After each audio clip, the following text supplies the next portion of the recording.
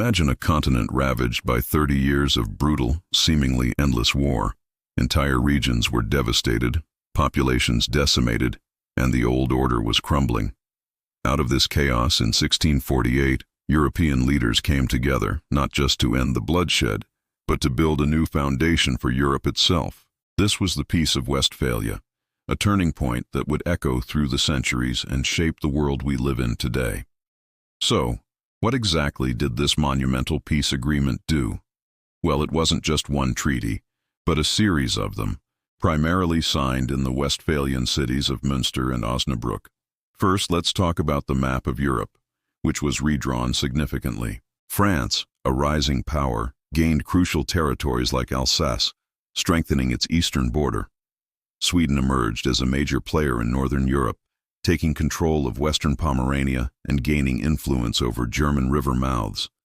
And after an 80-year struggle for freedom, the independence of the Dutch Republic was officially and finally recognized by Spain.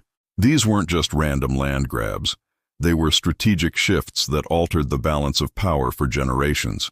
But perhaps the most revolutionary aspect of the Peace of Westphalia was the concept of sovereignty. Before this, the Holy Roman Empire was a complex web of territories under the authority of the emperor, with the Pope in Rome also wielding considerable influence. The treaties shattered this old structure.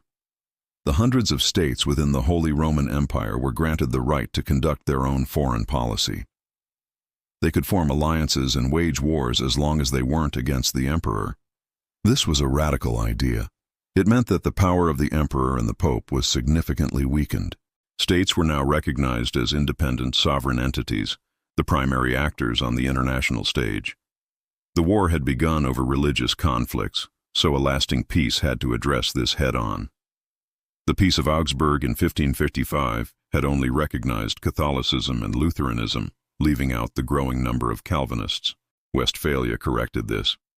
It extended legal recognition to Calvinism, placing it on equal footing with the other two faiths. The principle of cuius regio, eius religio, whose realm, his religion, was reaffirmed, but with a crucial update.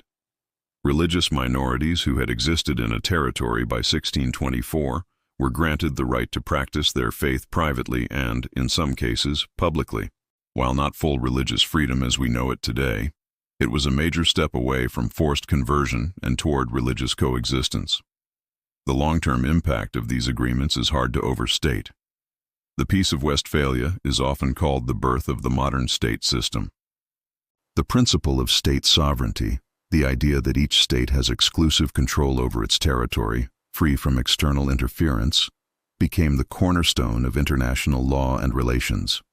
Think about the United Nations today. It's built on the idea of sovereign member states. This all has its roots right here in 1648.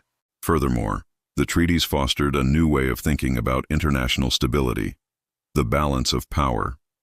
With the decline of a single overarching authority like the emperor, European states realized that security depended on preventing any single nation from becoming too dominant.